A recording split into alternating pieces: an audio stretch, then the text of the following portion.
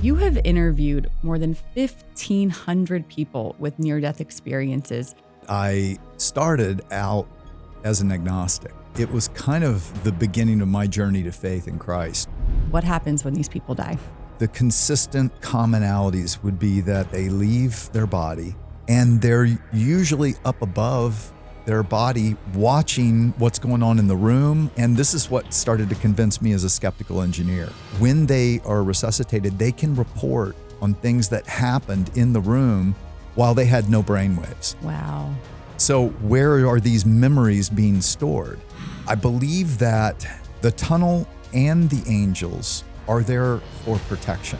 The spiritual realm is real and it's all around us. When we initially leave our bodies into the spiritual realm around us, it's the realm of a war. Another thing that's interesting, Abigail, is those who make last-minute foxhole conversion decisions, I find first God lets them see where they were going. I don't know why, except maybe it's to realize grace is what got you here. We're told to imagine heaven. We're told to, but we don't very well. And here's the problem. Welcome, everyone, back to the Heaven Meets Earth podcast. I'm your co-host, Abigail Robertson, and you might notice somebody is missing this week. That is because my wonderful co-host, Ryan Bethea, is home in California, but we have an extra special guest who is in the DC area, and we did not want to miss the opportunity to bring him on the show. This is a person whose podcast, whose books, and whose ministry have really impacted me this year, and I'm just so excited to talk to him today. So with Ryan's blessing, I will be interviewing John Burke, who is an expert on near-death experiences. He has interviewed more than 1,500 people over 35 years who say that when they died, they went to heaven, or some of them even went to hell and came back and have just mind-blowing stories to share. So it is my great privilege to be back in our studio here inside Museum of the Bible with John today to bring you this incredible conversation. So thank you, John. It is a privilege to have you here, and I can't wait to dive in. Honored to be here. So, John, my first question for you. You have interviewed more than 1,500 people with near-death experiences throughout about 35 years. So how did you even get into that and start down this path? Yeah, either interviewed or studied, but I started out as an agnostic. So it was kind of the beginning of my journey to faith in Christ. I grew up very curious. I ended up studying engineering. My mind just works that way. I want to know why and how do you know? And I had come to the conclusion that Jesus was probably just a good man turned into a legend. God, you just can't know. There's no evidence. And so I was kind of going my own way when my dad was dying of cancer. And someone gave him the very first research that coined the term near-death experience. So we're talking about, I actually don't like the term near-death experience because the people I study are not nearly dead. They're dead. They're clinically dead. Yeah. No heartbeat, no brain waves. And yet either modern medicine or many times it's just miracle because we're talking sometimes minutes, sometimes hours, and they're resuscitated. They're brought back. And this book was on my dad's bedside table, the one that coined the term near-death experience. I pick it up and I start reading it because my father's dying. And I was blown away. I was like, oh my gosh, this might be the evidence I've been demanding, And so many of them talked about how they were more alive than they've ever felt in a place more real than this has ever felt. And many times in the presence of this God of light, who was love and personal, knew them intimately. Many of them saw Jesus and associated Jesus with this God of light. And I was blown away. I read the whole thing in one night and I said, okay, maybe I need to be more open to the Bible. And so as a result, it was about a year later, a friend invited me into a small group Bible study, and I went and I started asking all my questions. And for very different reasons than near-death experiences, I came to faith in Christ. Mm-hmm. So really understanding the historical prophecies fulfilled, who Jesus was, what he taught, grace, understanding all that. And I ended up going from a career in engineering into ministry. My wife and I went into ministry first as missionaries, and then we started a church 27 years ago, really for skeptics Yeah. like me, where people could explore faith. But over the last 40 years, I've just had this insatiable curiosity trying to figure out what are these near-death experiences and how do they relate to the Bible. And so finally in 2015, I wrote the book Imagine Heaven, showing there are about 40 commonalities of what people say happens in this journey beyond. And what I was showing is the consistency of the commonalities is exactly what the scriptures have been telling us is the expectation of the afterlife. And what I was trying to do is show, because we don't imagine heaven very well, quite honestly. And so I was trying to show, here's what the Bible says, but here's what that might actually be like if you can picture it. Yeah. And it's been so interesting because with the growth of AI, I actually had a targeted Instagram ad where it sort of showed, this is what we think of as heaven, which is a bunch of cherubs, think of what you see in some of those old paintings, just really beautiful. And then it shows, but this is what the Bible actually tells us about heaven. And it is this beautiful gold. I mean, just you cannot imagine how stunning this castle is. And I'm like, that's right. My view of heaven is so small compared to what it actually says in scripture. Yeah. And it's been neat sort of seeing, people can say what they want about AI, but they've done a great job giving see that. I haven't seen that. a more vivid picture of heaven. And I think it's so interesting to hear you say that you don't like the term near-death experiences, one, because I would label you as one of the experts on NDEs. And two, I heard on your podcast, you pulled that clip from Joe Rogan when he was interviewing a skeptic. And he's, the Dr. man, Michael Shermer. Yeah. Yeah. And he said, these people didn't actually die. And I think there are a lot of doctors and medical records that would show these people were flatlined. They were dead that had these experiences. Oh, yeah. Dean Braxton, who I interviewed, has the medical records that he died of sepsis for an hour and 45 minutes. He had no heartbeat, no brainwave. Randy Kay was a CEO that I interviewed, and he interviews a lot of people now, but he was dead in the hospital 30 minutes. So Dr. Mary Neal, spine surgeon, she was pinned under a waterfall for 30 minutes. So these people were dead. As far as we know about clinical death, what constitutes clinical death. I have some theories about what a near-death experience is. And actually the reason, Abigail, I use the term near-death experience is because these were not being talked about back in 2015 or before that in the church or in Christian circles, not in a good way. Yes. They were kind of labeled as new age and just kind of thrown out. And what I was trying to say is, no, we need to redeem what these testimonies are because so many of them are pointing toward the truth of the life to come. They're pointing toward the truth of the God of Jesus and what he's done. Yeah. And I was literally just reading on the back of one of your books a little bit ago that it's 1 in 25 Americans have. Well, that's the Gallup poll. Yeah. So the Gallup poll did a survey and found 1 in 25 Americans claims to have had a near-death experience, which is like 13 million Americans. That's way higher than I would have ever expected. But in 2019, the European Academy of Neurology reported a study done across 35 countries. So not just the U.S., but 34 other countries, and found 1 out of 10 people claimed to have a near-death experience. Now, I dug into that, and I think it's actually more like the 5% that the Gallup poll did of those who are clinically dead. Yes. Not just near death or maybe have some kind of a vision borderline when they're in an accident or something like that. So I differentiate mainly because, the people I've interviewed, like they have scars from their tracheotomy. they still walk with a limp from the car accident. There's evidence that they're not just trying to make something up. Yeah. So I know that everyone's experience is different, but as you pointed out, a lot of them go through similar, there's commonalities that you cannot ignore. So Yeah. tell us a little bit about, let's focus on heaven, because I know we also are going to get into what happens with people who have had these and gone to hell. But what happens when a person dies and let's just start there. What happens when these people die? So the consistent commonalities would be that they leave their body. And what's interesting is many people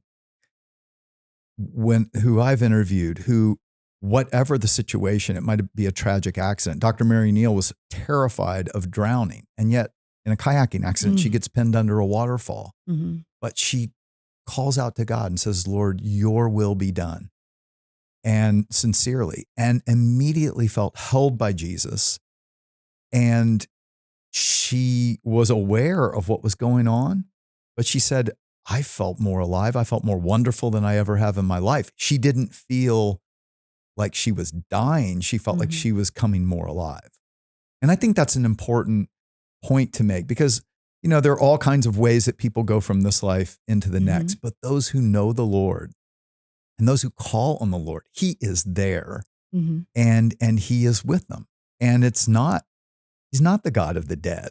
He's the God of the living. And we become more alive, more conscious. But what many people say is they leave their body and they're usually up above their body watching what's going on in the room, or if they're resuscitation, Dr. Neal's watching up above on the river where they're trying to find her body.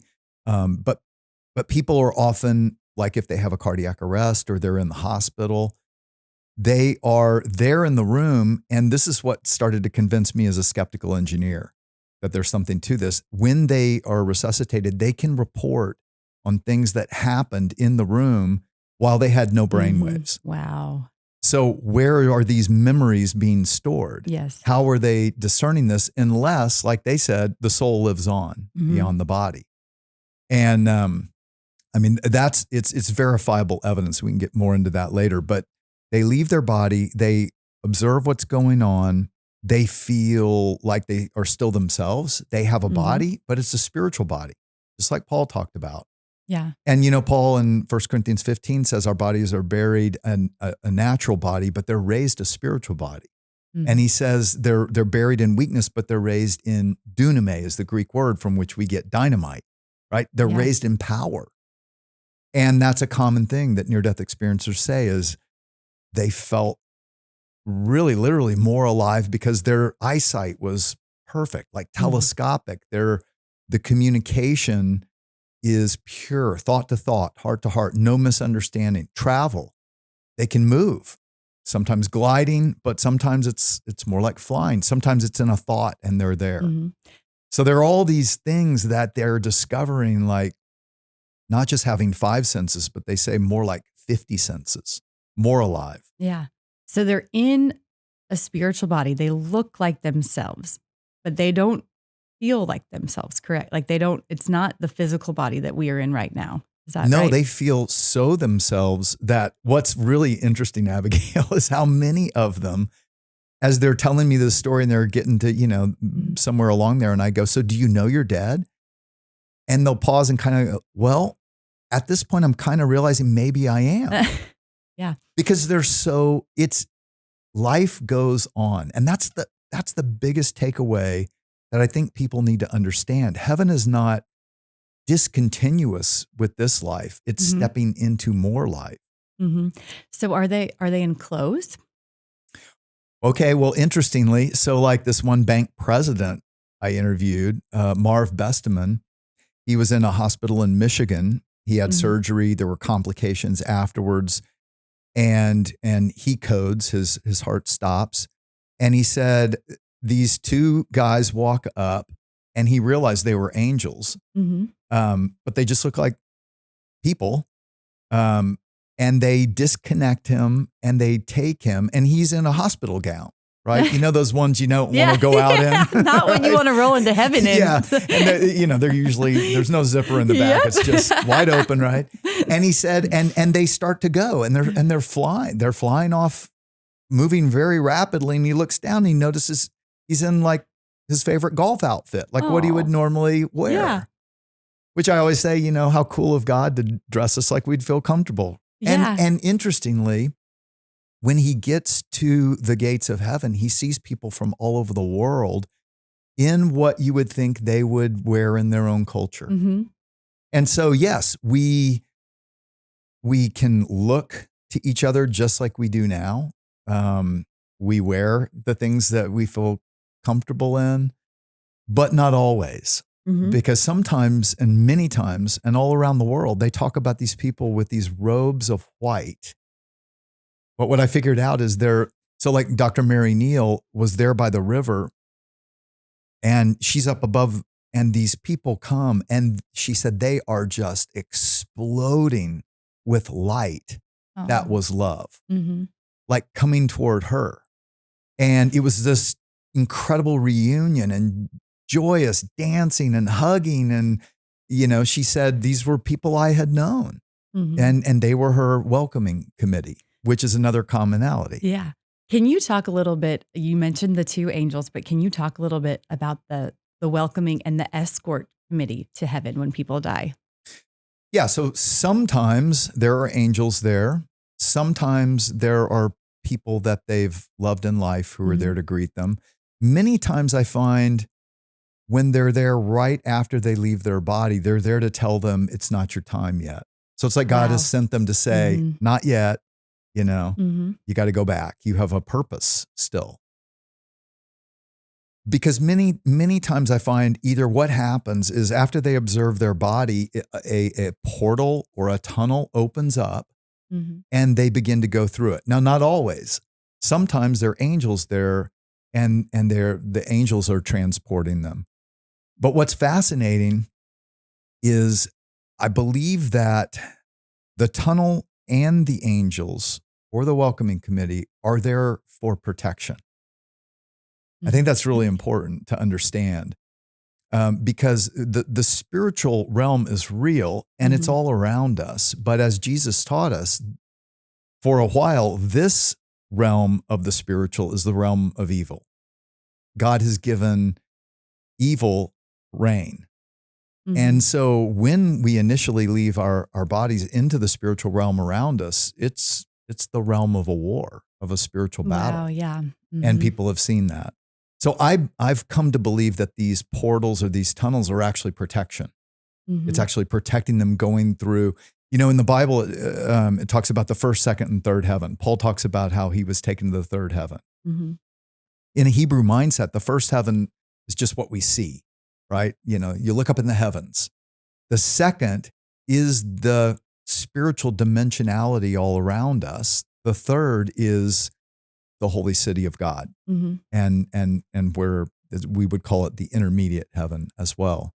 So I believe that's what this escort or these tunnels or portals are for. Yeah, is actually to protect. And from the interviews that you've done, do you have any idea of physically where they're going? Is it to the spiritual realm? Is it outer space? I mean, do you have any idea? I know, and it's there's so many things, Abigail, that, I've studied the Bible for 40 plus years intensely, went to seminary and read it. And the more I've interviewed these near-death experiencers, the more I've seen things in the Bible that I would have just thought of as metaphor, or I wouldn't have really taken it as seriously. And yet they consistently try to describe. And what I've also realized is they're using language that it's like this, it's like that, but they're struggling. And here's why they're struggling. The way I like to put it is, imagine, we're living this three-dimensional experience, but imagine if we're living it on a flat black and white painting, in this room. And so what that means, we have up and down and side to side, two dimensions, but we don't even have in or out. We don't have a third dimension. So there's we can't even conceive of where in or out from the painting is. Mm-hmm. So death means separation. It's when your soul is separated from your body. So imagine at death, then your soul is peeled off that flat two-dimensional world and brought out into this three-dimensional reality that was always around you, but you couldn't even conceive of where. And now they're able to look back in and watch what's going on in the flat black and white world because it's contained in this bigger reality, right? But they also experience color and a new dimension. And then imagine they get pressed back in, resuscitated. Mm-hmm. How would you describe 3 dimensions of color in flat black and white two-dimensional terms? Yeah. And that's exactly what they say it's like. And so, you even read, and we can talk more about the holy city, about what John describes in Revelation. And I used to read that and I was like, that sounds so cheesy. Streets of gold and, it's like this gold city and gold. Pearls on the gates. I'm telling you got to see this AI rendering. It's amazing. Really? I know. You got to send it to me. I got to see. Well, and I have a pretty good imagination. And so the more I've heard them describing the same thing, what I've realized is, no, it's all otherworldly materials and it's real. It's true. But we can only picture it in our 3-dimensional limited terms. Mm-hmm. And so, that's the challenge of it. Hi, y'all. Abigail Robertson here. As many of you know, the Christian Broadcasting Network sponsors this podcast, and that's a place I've had the great privilege and honor of working for more than 10 years now. Our primary mission at CBN is to share the love of Jesus Christ all over the world, and we are doing that in many different ways, including through Superbook, an animated program that is teaching kids all over the world about the life and love of Jesus Christ. We also have our 24/7 prayer line. If you are going through something, you need someone to pray for you, give us a call. We would be honored. And then, of course, there's Operation Blessing, our humanitarian relief that is always amongst the first on the scene for both national and international disasters. If you feel led to partner with the work CBN is doing, like this podcast, visit heavenmeetsearth.com or click the link in our show notes. We would be so blessed by your support. Thank you, and God bless. From what you've heard from the people you've spoken to, why do you think God chooses to send these people back? And I've heard stories of people who get there and say they had a choice, and God has said, do you want to stay here or do you want to go back? And then I've also heard accounts of where they don't have a choice. As you mentioned this earlier, God is saying, you have more work to do. I'm going to send you back. Right. And a lot of them, they will say they didn't want to leave because of just the love, the feeling they felt, and they didn't want to leave that feeling. And that's what they keep saying. Home. I was home. Yeah. This is home. And some people are going back and because they've almost died, and they're going back to bodies filled with immense pain. They're not healed just because they've come back. I mean, they're still struggling with some of the illnesses. So why do you think the Lord gives people that choice, or he makes the decision to send people back? I mean, ultimately, I don't know. I know. But I think, it's important to realize we do have a purpose on this earth. Mm-hmm. And we might not feel like it, or we might not understand it. Many times I think we think unless we do some big thing that the world, even the Christian world, would acknowledge that is not an important purpose. And that's not true. Mm-hmm. Many times it's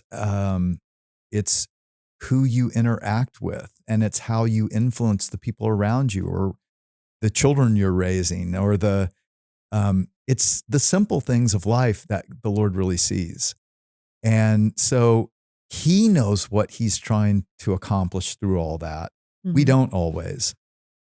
Sometimes I think someone has done what they were supposed to do. They've been faithful.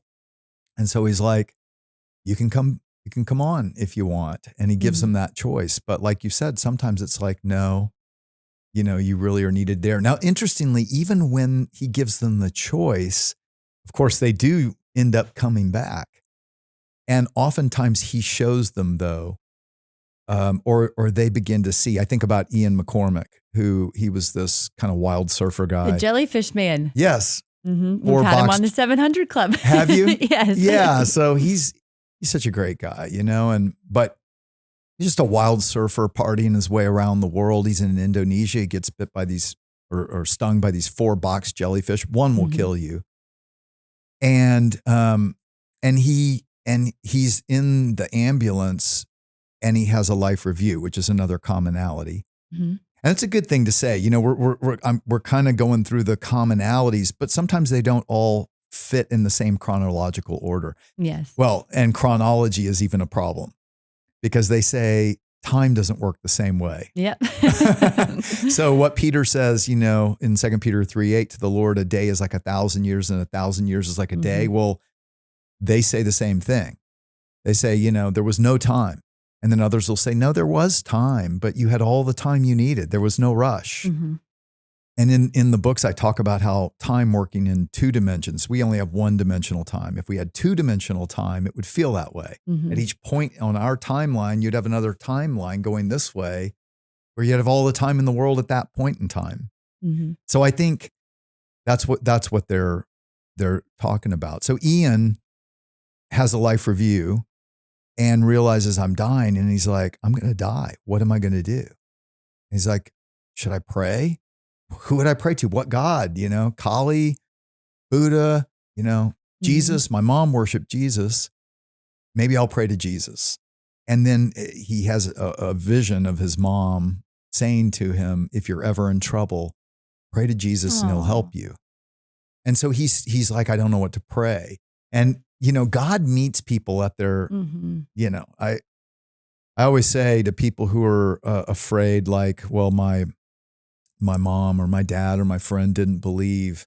And I'm like, well, you just don't know what happened in those last minutes because they know. They've all told me, when you're dying, And so many times God is working, like he's reminding them. And in Ian's case, that's what he did. And so the first lines of the Lord's Prayer that she taught him as a little kid come up in his mind. And he begins to just pray through the Lord's Prayer. And ask for forgiveness. Starts in a hellish place, but then he's brought out into through this tunnel and into this light, he said was like a mountain of diamonds, brighter than the sun, and just incredibly mesmerizing to look into. And he ends up walking into the light and sees Jesus there with his arms out. Wow. And so he, though, Jesus says, do you want to come into heaven? Because he can see the beauty behind him as well. And he said, oh yeah, I don't want to go back to that life. No way, I'm going back. And then he turns around and looks back and he sees a vision of his mom. And he realizes, oh, my mom won't know I went to heaven. She won't know. It'll break her heart. And then God shows him all the people that he could go back for and have an influence on. Oh my goodness. Multitudes. And so even though he gave him a choice, when Ian saw, he chose to go back. And of course, he's had a worldwide ministry since then. Yeah. So I want to talk to you about that life review. Can you just share a little bit about what that is for these people who die? Yeah, because the next thing that typically happens is they travel. And I think you asked me, is this through outer space? Well, yes. In some ways it is, but it's in a whole other dimension. So our space is contained within a greater reality. So yes, they can see, and some see galaxies, and which I would have never guessed. And I wouldn't have believed, quite honestly. As a skeptical engineer, I'd be like, oh, come on, that's not.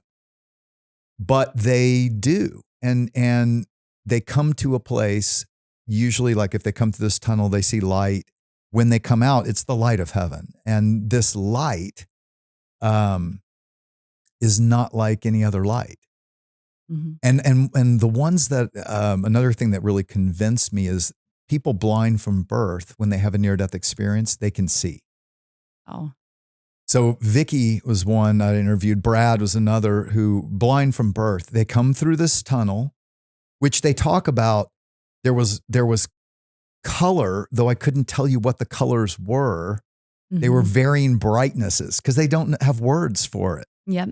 And then they go into this tunnel and they said, and suddenly there was no color. I guess that's what you call darkness. And that's common. It's a dark tunnel going toward this light. They come out in the light. And Vicky said she comes out in this place of tremendous light, grass and trees and birds and flowers and this vast group of people coming toward her. And she said, but the light, you could be felt. It was love and it was life all together. And it's coming out of everything. Light and love is coming out of the grass, coming out of the trees, coming out of the birds, and even coming out of the people coming toward her. Now, this is fascinating because a person, and again, consistent. So there's 6 blind people in the books, Imagine Heaven, Imagine the God of Heaven, and they're consistently saying the same thing. And that correlates with what sighted people having a near-death experience say. But a blind person would have never heard on earth that light shines out of everything and light conveys love. That's not how it works. And yet they consistently say that, which is exactly what Isaiah the prophet said in Isaiah 60. He said, there is no sun or moon, for God is the light of heaven. And then Revelation 21, John is taken up into heaven by Jesus. And he says, the holy city had no sun or moon. The glory of God is its light. And the Lamb, referring to Jesus, is its lamp. And the nations will walk in that light. And of course, God is love. And God is light. And Jesus said, I'm the light of the world. Whoever follows me will never walk in darkness, but have the light of life. And that's what they consistently say. This is light that is also love and life coming out of everything, which is amazing because they say it makes everything so vivid and the colors are far beyond our color spectrum. Well, of course, because our color spectrum is the breakdown of the light of the sun. But this is the breakdown of the glory of God. The colors come from the light of the glory of God. And it's so much more vivid and intense and beautiful. It's not unlike Earth. So they see mountains and water fountains, waterfalls, lakes. I mean, everything we would have here is there. And yet experienced in new dimensions of time and new dimensions of space. And what is it like for those blind people to then come back to Earth and they're back to blindness after experiencing this? I mean, it's hard. And it's difficult for all of them. A lot of them get depressed when they come back. We had a man and a woman in our church who, when I did this series, they came up and thanked me because it almost ruined their marriage, because she was in like this intense coma for 15 days where she was in and out of death. They're praying for her. She comes back and she's bummed. Oh, yeah. And they're all like, what? What about us? Yeah. You don't love us? And she kept trying to say, no, it's not that. And then when the husband heard these people's testimonies, he realized, oh, okay, Yeah. it's so much better than anything we have on this earth, that when you come back in, it's like Dean Braxton told me, he said, when the Lord put me back in my body, it was like going back into the sewer. Oh my God. Wow. Compared to what life is supposed to be. Wow. Yeah. So back to Vicky, this blind girl who is there and she sees this welcoming committee. So that's another commonality. You have a welcoming committee of people who come to greet you, people who have died before. So she sees her grandmother who had died. She sees Diane and Debbie, 2 of her friends who died at age 9 and 11. They lived in a home for blind children together. And they're healthy and they're whole and they're in their prime. Everyone is kind of about 30, which is interesting. Yeah. I'm glad. The good older age. I get, that's a good age. But they're also, like Dr. Neal said, there's this light and love coming from them. Now, this is all interesting because Jesus actually said And this is also in Daniel chapter 12. So an angel told Daniel this. But Jesus says in Matthew 13, then the righteous will shine like the sun in the kingdom of their Father forever. And what I started to realize from this, because I was a little like, I don't want to run around in a robe of white, you know? Yep. And what I started to realize is that we don't always, but these robes of white, I believe, are what the Bible talks about, the robes of righteousness. Mm-hmm. And it's actually translucent. It's not white, it's translucent, and it allows the glory of God that we share in to be imparted through us to others. It's like a whole new way of exchanging love and blessing. Mm-hmm. And that's exactly what people feel. Now, we don't always wear that or look like that, but sometimes we do. And many report on that. So Vicky sees this, and then she sees a light brighter than all and turns, and there's Jesus. And she recognizes him. And she talks about what he looked like, and he had hair shoulder length and a beard trim and a robe of white and a gold sash. And she runs to him, but he's also brighter than the sun, but not hard to look at. So things just work differently than we would, something bright like that. We squint our eyes, but it's not like that there. And she runs to him and he hugs her and he says to her, you're going to love it here. Everything fits. Oh. And she feels his beard on her face. So it's real life. That's what I try to keep explaining to people, because we don't realize, it's not going to be this ethereal, wispy, intangible. Everything we think is tangible is based on that, not the other way around. Mm-hmm. And so then in Jesus' presence, she gets a life review. And so this is another commonality. So all these things are pretty consistent commonalities. So you ask about the life review. Mm-hmm. Because time doesn't work the same way, people say they begin to see their life replay. Many times it's like a panoramic, almost like a hologram that comes up, and they start to see the scenes of their life replay. Sometimes they report it chronologically, but it's all at once, which we can't even imagine. But sometimes it is more chronological. They're seeing it, they're watching it, but they're also feeling it and remembering. Wow. So it's like they're both watching there with Jesus, but they're also remembering everything they thought and felt. But interestingly, God is also giving them the insight into how the other person felt and what they were thinking. Mm. And the emphasis is on people. The emphasis is on relational interaction, not on accomplishments. Mm-hmm.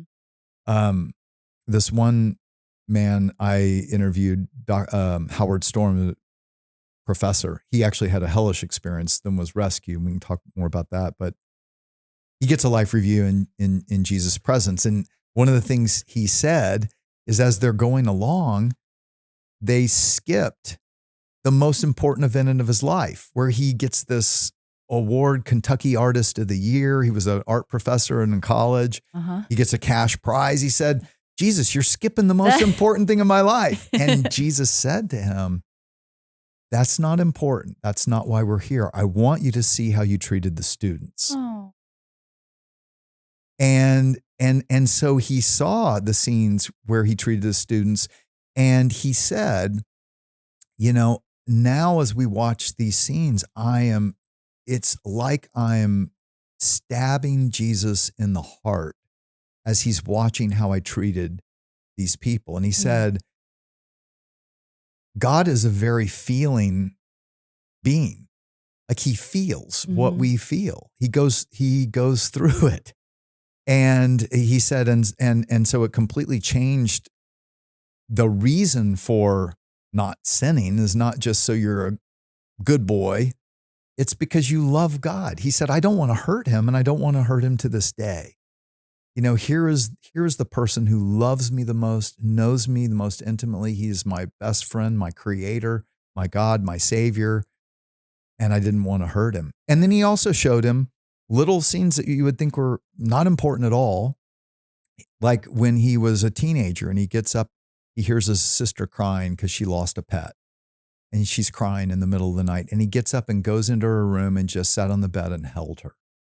And he felt the joy of the Lord in watching him do that. Mm. And so the life review is probably one of the most life-changing things other than being in the presence of God. As I'm being convicted just even hearing you talk about another person who I don't even know life review. So I can't even imagine coming back to earth after seeing that. And so I want to ask you, because since I lost my mom, I'll kind of back up here a little bit. I have been a Christian my entire life. I've been evangelizing, telling people about heaven, warning them about hell, literally since I was a little girl.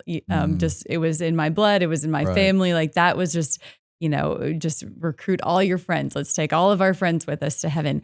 But I had to come to terms a couple years ago when I was in seminary with the fact that I've actually been a little afraid of heaven. I had never lost anyone super close to me until a couple years ago. And it has been just a few years of boom, boom, boom. I had all of my grandparents lived into their 90s. Wow. And, I lost all of them in a very short amount of time. And then shortly after that, my husband's dad passed away 5 days after he was diagnosed with cancer. He was just 57 years old. And then my mom was diagnosed with cancer and we lost her in just 3 months. And it has just been this crazy whirlwind of just so much loss in a very condensed period of time. And during that time I was in seminary and we had to do a unit or just a in-depth study of heaven. And I realized how little I really know about it and how I know it's always been a place I wanted to go, but I've been afraid of going there because 1, it means I'm dead. And 2, I love my husband so much. And everything I've heard about heaven is that we won't be married. And I don't want there to ever be a time. So Kathy and I've been interested in this for a long time because my dad died. And I was pretty young, and it did force me to grapple with the same thing. Yes. And then, you've already heard my story, but what was funny is when we were in our late 20s and stuff, Kathy would hear me talking about, Kathy's my wife. She would hear me talking about this and she'd kind of get bummed and she's like, I don't want to think about that. And I'm like, why? And she's like, well, we won't be married in heaven. To which I say, well, that's good. That she said it that way. She could say, well, we won't be married in heaven. It's all in the tone, right? And it makes so me she sad. was sad. And I think Jesus has been misunderstood about what that means, because we think that means that we will not have relationship as deep or as close in heaven. And I think that's absolutely false. I don't think that's what he meant at all. So if you read that passage closely, it's the Pharisees trying to trick him. It's a trap. They're setting a trap. And what he answers with is, you don't know the scriptures and you don't know the power of God. Because they're trying to trap him, saying, okay, this woman's being married to 7 people. Who's she going to be married to, Jesus? Right? That's kind of how it's going. And his point is the power of God. What is missing in this life is the love of God. I mean, we get taste, but it's all being filtered down through broken humanity. And that's why when people stand in the presence of God, I mean, they don't have words. They say human love just doesn't compare. If you can take all of the love you've ever felt from a grandparent, a parent, for your kids, from your kids, for your spouse, put it all together in one, they say, you're going to have to multiply it by 1 million of what it's like to stand in the presence of God and feel his personal, all-knowing love, unconditional for you. And the point is that when we are with him in his kingdom, we will have that relationship with God, but also all of our relationships go deeper. They don't get broken apart. Love is the whole point. And so why would God tear apart what he's trying to teach us about the most? And he's not going to. So when Jesus said there'll be no marrying or giving in marriage, he's talking about new unions. There aren't going to be new unions of marriage because all the children and the families, all the procreation has happened. So we're not going to procreate. We'll be like the angels in that sense. Okay. They don't procreate.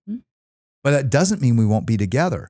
And so many near-death experiencers testify to that they saw their grandmother and grandfather together. They were living in homes together. Their homes in heaven. So they're neighborhoods in heaven. There's life. That's what people, I think back to what you were saying, Colossians 3:1 tells us, set your mind on things above, not on things of the earth. Why? Well, because you've died and your life is hidden in Christ in the heavenlies. We're told to imagine heaven. That's why I named the book that. We're told to, but we don't very well. And here's the problem.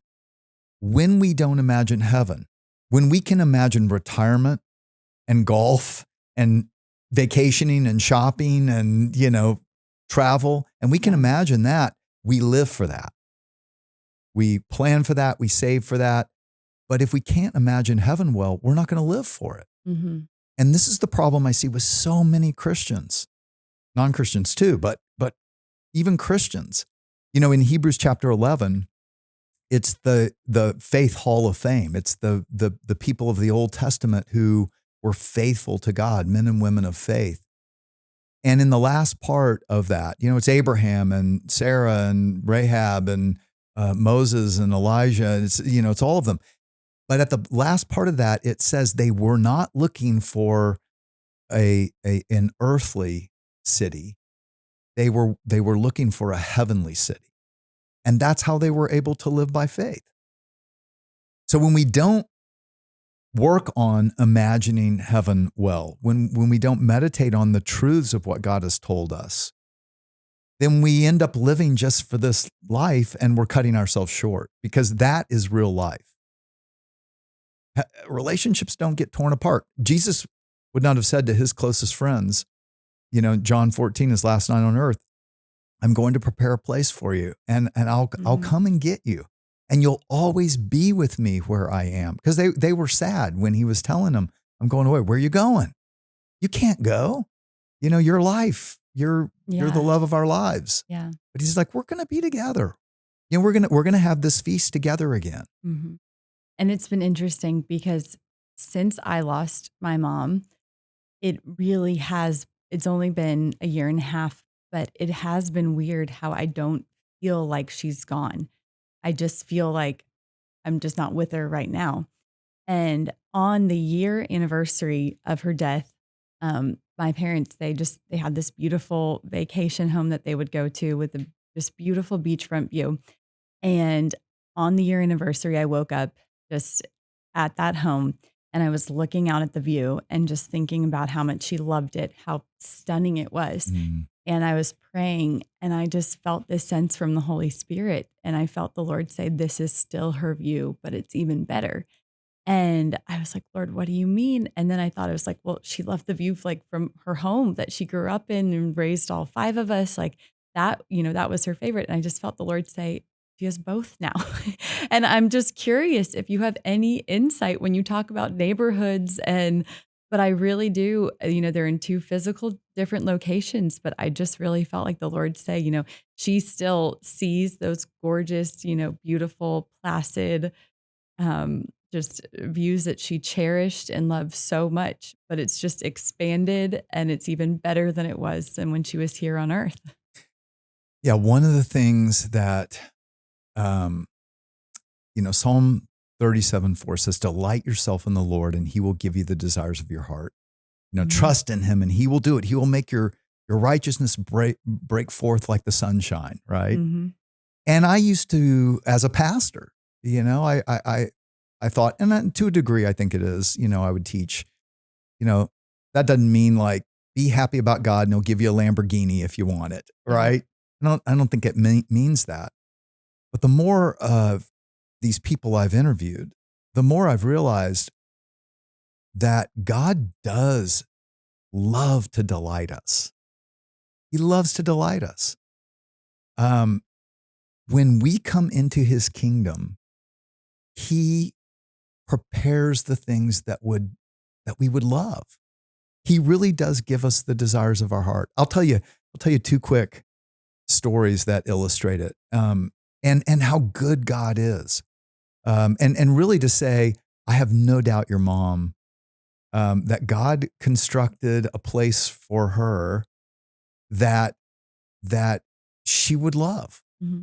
And the other thing before I tell you Jim's story is, they often say, and I don't understand this, because I don't think we're supposed to communicate with the dead. God tells us not to because we can be fooled. Mm-hmm. But I think he can. And one of the things that near-death experiencers say is, I realized when I was there, one, that my family was going to be okay. God had them. And two, that we're never really that far apart, like it seems like on earth.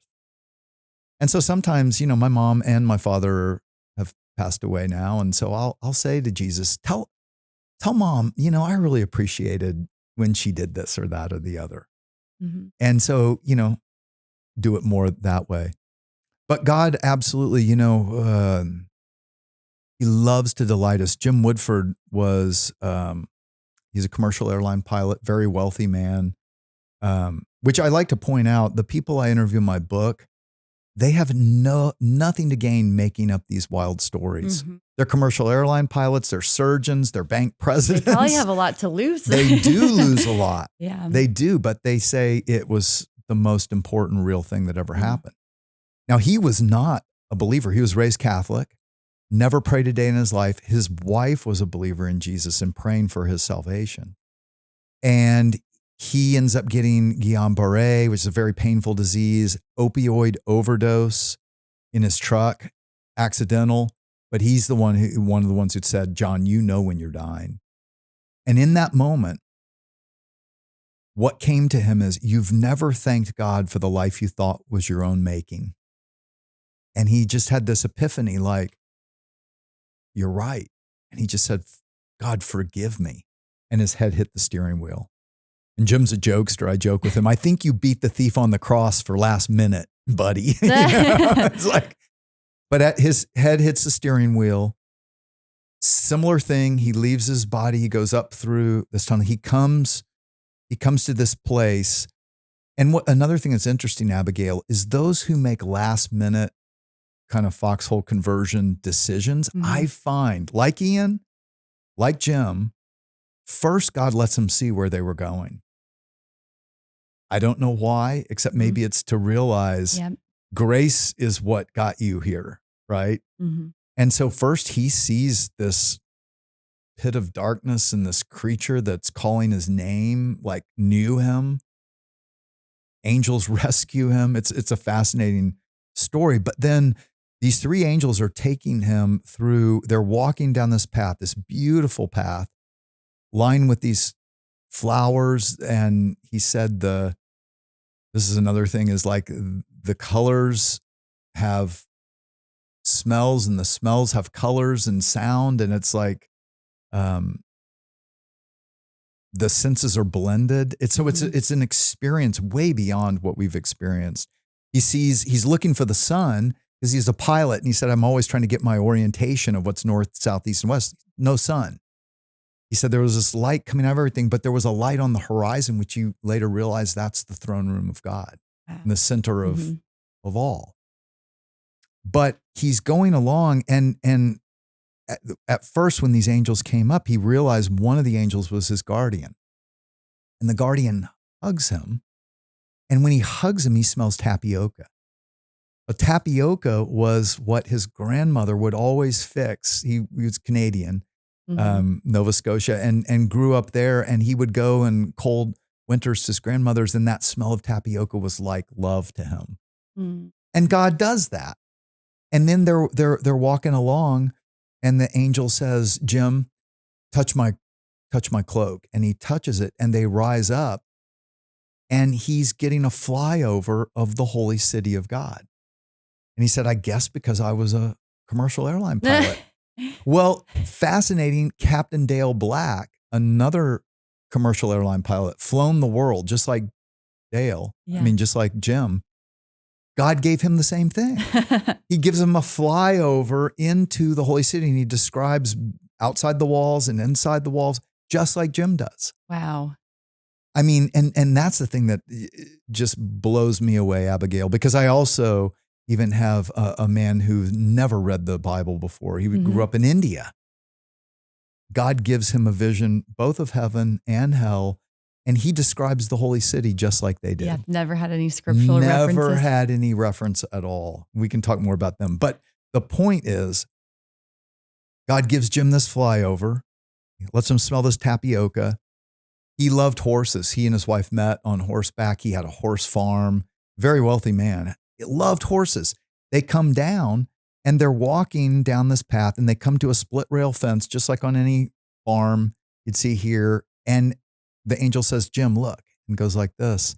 And out behind these trees come these three gorgeous horses, one of them a Palomino and whether I don't know the names of. And they come trotting across here. And as they trot, the light lights up the grass as they're going, and they come right up to him and he pets them.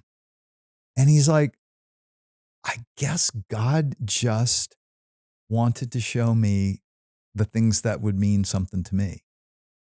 And yet he didn't deserve it at all. He deserved nothing.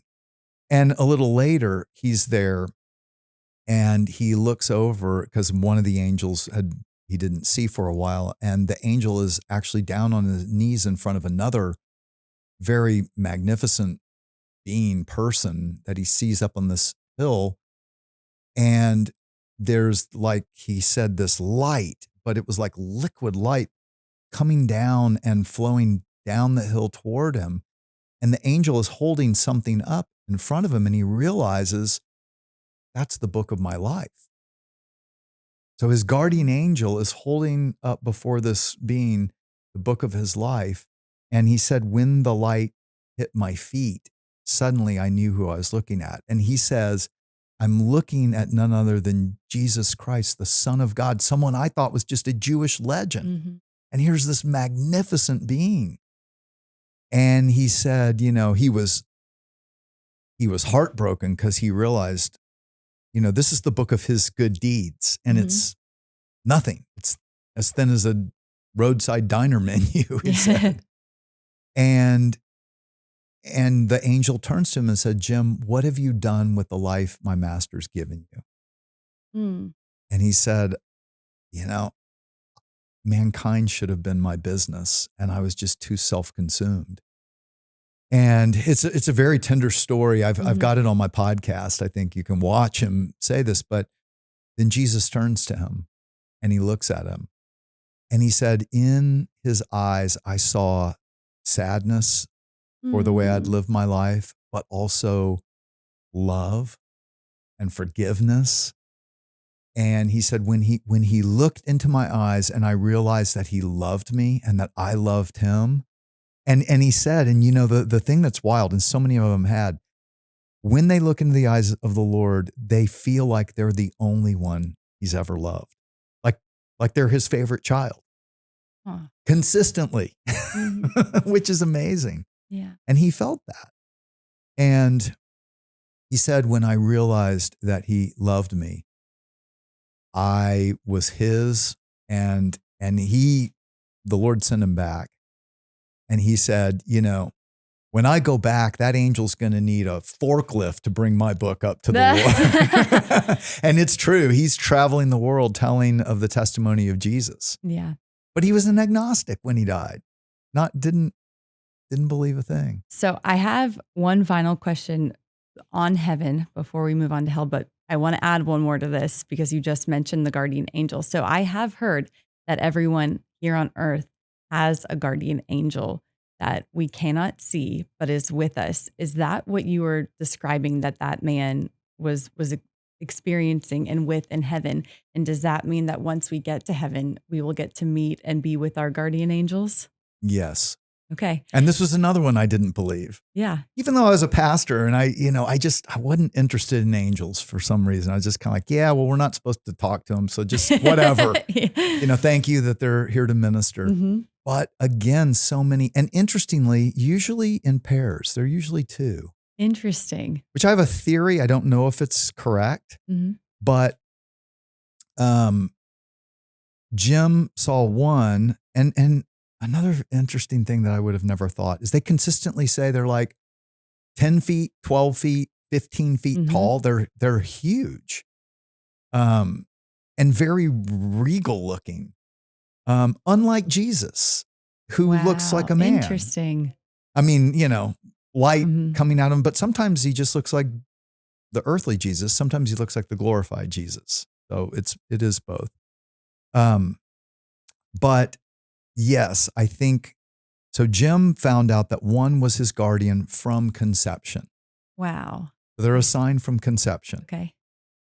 They're with us to minister to us, but also there was a scribe angel who I believe are writing down, they are recording our lives. And then there was a warrior angel in his case as well. Okay. And that was, I think, and those are the three categories that I've realized. And many times there are two angels with them when near-death experiencers have this. They don't always reveal what their role is, but I think more and more, I think one is a guardian. I think one is a scribe. I know it sounds weird, but it is all over the Bible. Mm-hmm. The books of life, Revelation 20, go read it. There's the book of life, which that records, whose name is in the Lamb's book of life is who is entered into heaven. And that is by faith, right? That's those who have put their trust in Jesus. But we all have books of life, a book that records our deeds. That is actually what these life reviews are playing out of. And I know it sounds so bizarre. It does to me. It's like really like a hologram, but it's way more than that.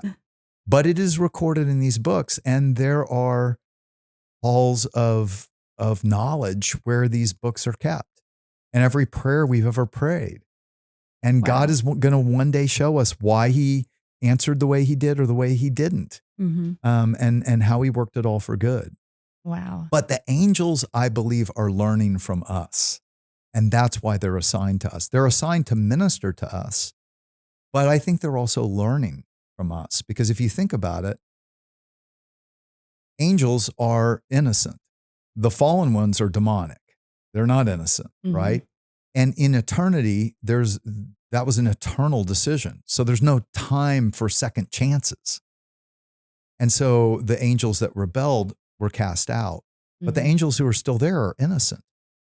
I believe what God is doing on planet Earth is he is putting us in a time capsule for a short amount of time where we are experiencing the knowledge of good and evil. That's the tree we ate from. We knew good, Mm-hmm. but we experience evil and good together. So in other words, God stays somewhat removed, but we still see traces of his love and beauty and goodness and kindness and peace and joy.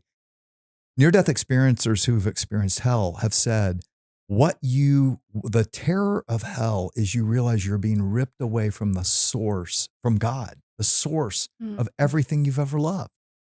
And you just didn't realize it. There's nothing good apart from God. Every good gift comes from the Father of lights, it says in James 1, right? Yeah.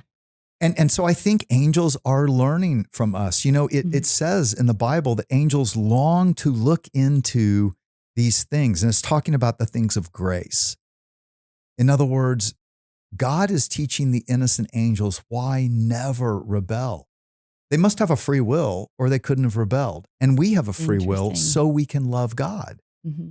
Well, if we are to love God for eternity, how do we know we won't rebel in eternity? If we have free will. I wondered that. Yeah. Because we will all, including the innocent angels, have the knowledge of living in good and evil, but a very constricted experience. Again, like this is just 1/5 of the good. but it's just 1/5 of the evil too.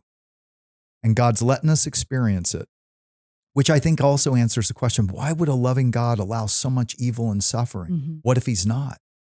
What if this is 1/100th and he's doing it as a way for us to forever be with him and choose to love God and follow God forever? Amen. So my final question before we move on to hell. Now this I ask kind of half jokingly. It comes from my son, but also with curiosity. Have any of the accounts of heaven are there dinosaurs in heaven? Because you mentioned animals, but my son literally asked me this 3 nights ago. And I was like, you know what? That's actually an interesting thought. I don't know. It is. And I have not heard that. But there are dogs and horses. There are dogs. I mean, Karina saw her dogs. Randy saw his dogs. I mean, their dogs. I'm a dog lover. Horses. That brings me so much joy. Yeah, even cats, though I wasn't sure about cats. I'm not a cat lover. But no, our pets are there. Love remains. Mm-hmm. I love what Jesus said to one of them. Yes, I've given your children their pets to teach them to love. So why would he rip that away from us? He's not going to rip that away from us. And near-death experiencers testify that that's the case. However, I've had the same question about dinosaurs, and I have not heard that. Okay, well, you have to keep me posted if you ever hear about it. Well, but Dean Braxton and several others did talk about some of the creatures they saw there that are, we would think bizarre. Mm-hmm. You're not afraid of anything, but you might be on Earth if you saw. He said, when I came back, I got enamored with those deep sea underwater creatures that Yes. you see and you're like, what is that?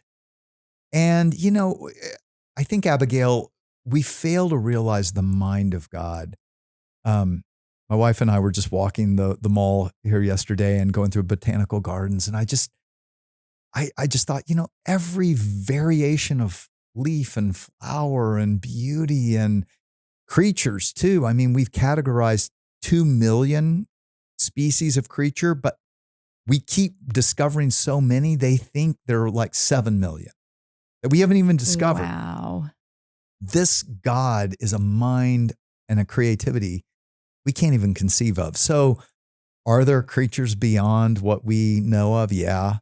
Might there be dinosaurs somewhere? Yeah, maybe. I just don't know. I don't. If I don't know, I don't say. All right. Well, you've given me enough to report back to Daniel, so he will be I think he'll be at least excited about just the mystical, potentially scary things people have seen or would be scary on Earth. Yeah. Okay. Well, for those of you who've been listening, we are going to do part 2 with John because he has way more insights to share with us. And while we have him here, we just want to take advantage of all of his knowledge on life after death. So next week, be sure to tune back in. We're going to bring part 2 of this episode where he shares what people who've had these near-death experiences and say that they have seen and experienced hell. So John, thank you so much for joining us, for being willing to sit through 2 episodes. Thank you.